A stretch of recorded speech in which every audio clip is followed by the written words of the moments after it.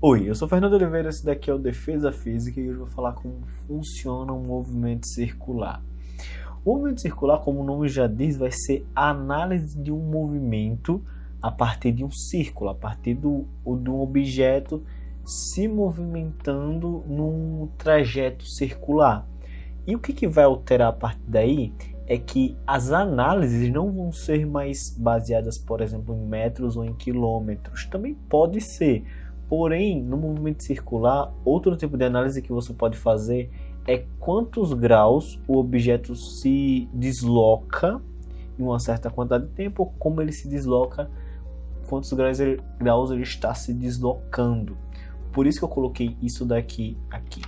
Eu tenho uma situação de um arco em que você tem o ponto A até o ponto B. E aqui você vai ter uma distância, um ΔS, que seria o ponto B menos o ponto A. Daqui você tem um ângulo, esse ângulo φ, que ele é o mesmo desse daqui de cima. Eles são o mesmo.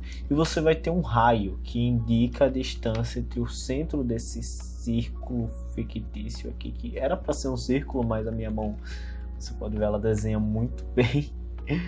Mas teria um círculo ali, esse daqui seria o centro, e a distância desse centro para o ponto A e desse centro para o ponto B é o raio. E daqui você vai ter uma angulação. Esses ângulos vão ser medidos em radianos para fazer uma análise menor. Claro que você pode medir em graus, mas você vai estar saindo do sistema internacional. Então, para você organizar com outras unidades de medidas, com soma ou coisa do tipo, fica muito mais complexo. Então, nesse caso aqui, a gente trata de radianos. Como é que você transforma uma unidade de distância, por exemplo, um tamanho, em radianos? Você pegaria essa distância e dividiria pelo raio dessa circunferência e você teria aí o ângulo em radianos. É basicamente assim que funcionaria. A análise dessa movimentação, desse movimento, já que a gente está tratando de cinemática, vai basear, como eu já disse, umas 3 vezes em radianos. E como numa análise normal, você vai ter a noção de velocidade. Só que aqui a velocidade vai ser uma velocidade angular com a letra ômega. Eu acredito que seja ômega. Espero muito que seja ômega, porque se eu estiver falando ômega e não for ômega, eu vou ficar muito triste. Sim, é o ômega, só porque o ômega pode ser escrito como esse Wzinho, mas também ele pode ser escrito como isso daqui, tá ligado? Mas é um símbolo de uma letra grega que vai indicar movimento circular, mas pode ser qualquer outra letra, só está sendo usada aqui para indicar uma coisa específica como um padrão. Então aqui eu tenho um ômega. Esse ômega, sendo a velocidade angular, você vai ter análogo à velocidade normal, a variação do ângulo do φ, esse ângulo aqui tem o nome de φ, esse símbolo, pela variação do tempo. É aquela mesma ideia, aquele mesmo conceito. Se você fosse ter a velocidade angular, que seria a velocidade angular média, se você tivesse a instantânea, seria o limite quando o tempo tende a zero da variação da angulação pela variação do tempo. Do mesmo jeito que no movimento circular uniforme, a média vai coincidir com a instantânea, então não precisa dessa matemática todinha. É tipo, você calculando aqui a velocidade média, angular média, você tem a velocidade angular instantânea. A partir daí, dá para se deduzir também qual seria uma equação que desse a nossa posição angular baseado na velocidade angular no movimento circular uniforme. Eu vou ter uma situação que a velocidade angular, vamos dizer que é no movimento circular uniforme, então só vou botar um Wzinho, só vou botar um ômega assim, vai ser o ângulo final menos o ângulo inicial, sobre, vou botar só um instante de tempo, atribuindo que o tempo inicial vai ser igual a zero, ele começa no instante zero, então não faria sentido colocar menos zero aqui. Faz o jogo, pega esse t, multiplica pelo de cima, ficaria que φ menos φ0 vai ser igual a o ômega vezes o tempo. Passa esse φ0 para lá. Φ vai ser igual a φ0 mais ômega t.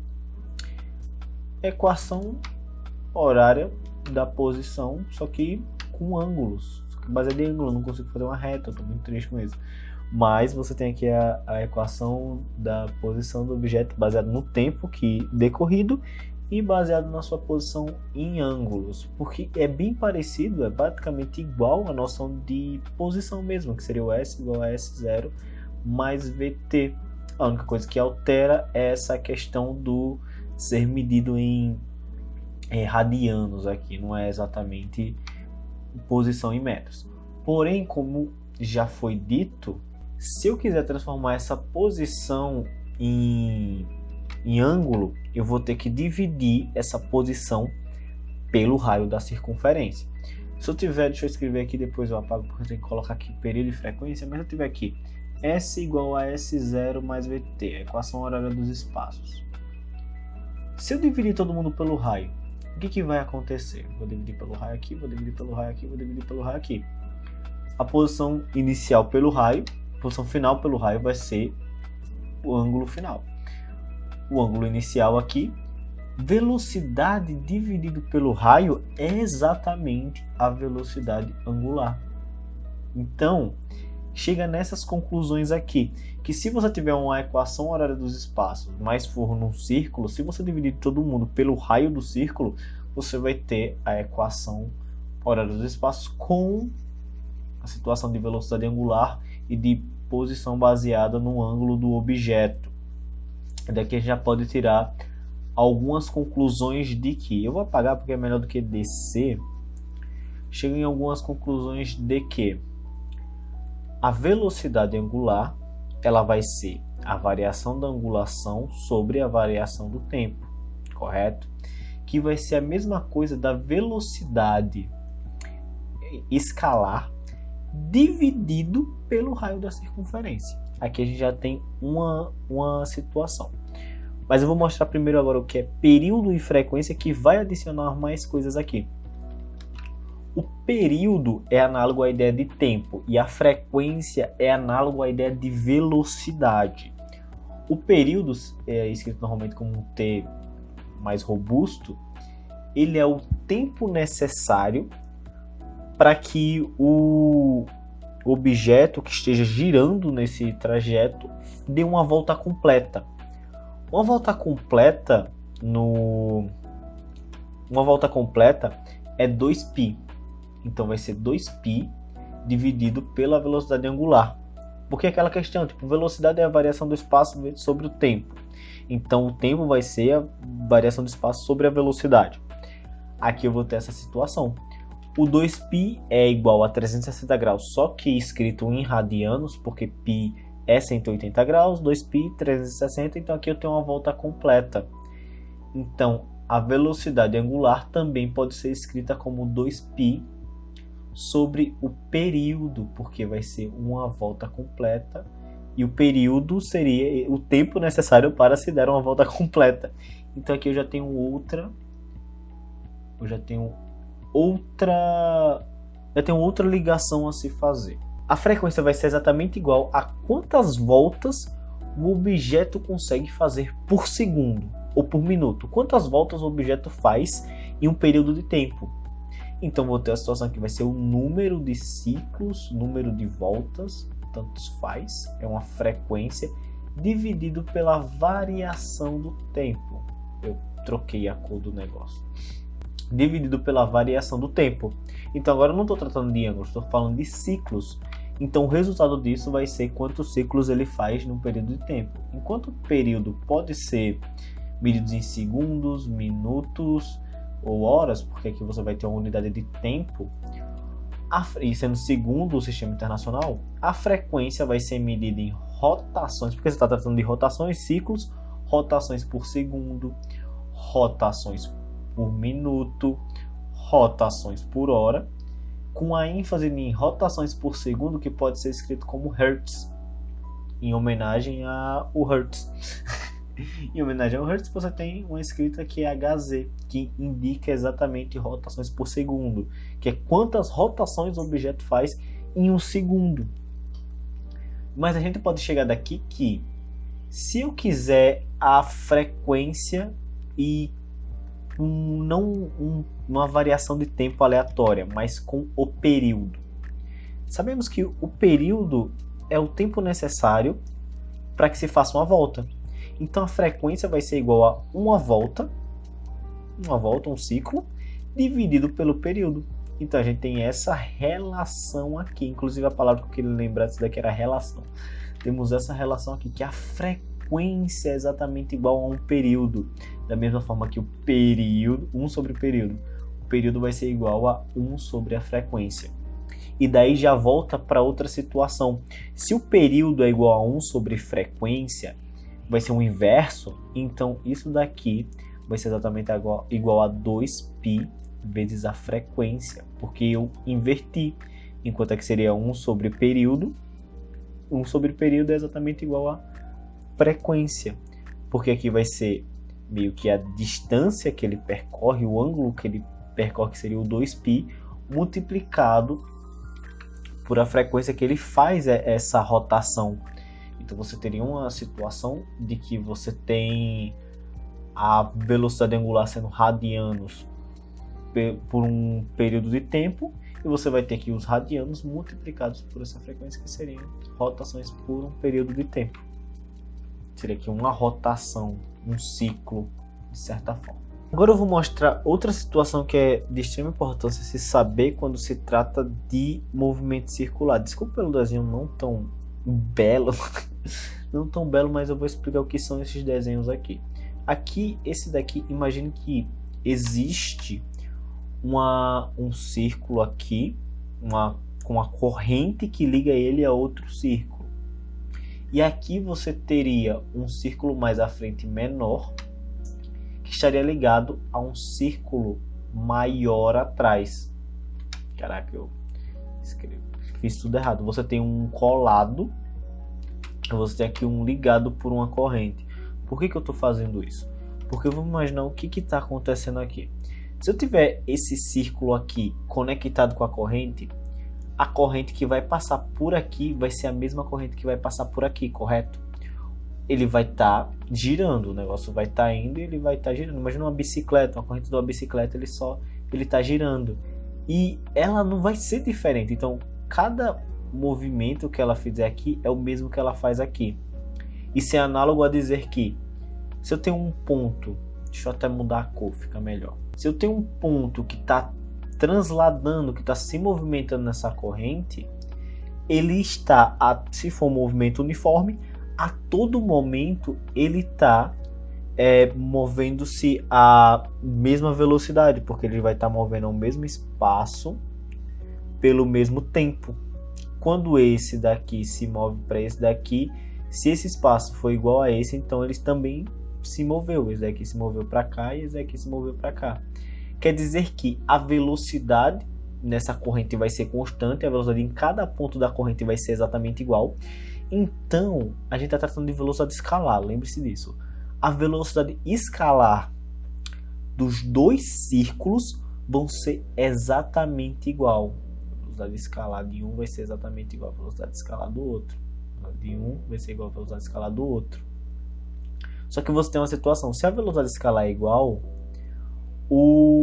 a velocidade angular não vai ser igual. Por quê? A velocidade escalar vai ser exatamente igual a velocidade angular vezes o raio. Que é a velocidade angular de 1 vezes o raio de 1, que é a velocidade angular de 2 vezes o raio de 2. Nós temos uma situação interessante aqui. A velocidade escalar pode ser igual, mas a velocidade angular ela se altera. Porque como eles estão se movimentando na mesma distância pelo mesmo tempo, como um é maior que o outro, um vai se movimentar mais do que o outro. Então, os ângulos que eles vão percorrer vão ser diferentes. Os ângulos que eles vão percorrer pelo tempo vão ser diferentes. E você tem essa relação aqui quando a velocidade escalar for uma for igual à outra. E nesse caso, em específico, você vai ter que, quanto maior for o raio do objeto, menor vai ser sua velocidade angular. Porque enquanto ele percorreu muito espaço, ele vai ser menor do que o outro, no caso. Enquanto ele percorreu muito espaço inclusive for o mesmo espaço, esse daqui deu meio, enquanto esse daqui dá meia volta, esse daqui dá mais que meia volta. Porque enquanto ele percorreu o mesmo espaço do que o outro, o ângulo que ele vai percorrer vai ser menor do que esse ângulo. Eu estou sobrepondo os desenhos, isso é meio triste.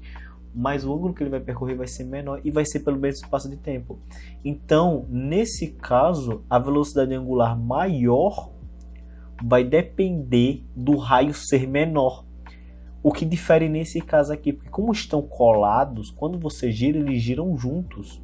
Então, o ângulo que vai ser coberto por eles no mesmo período de tempo vai ser exatamente igual.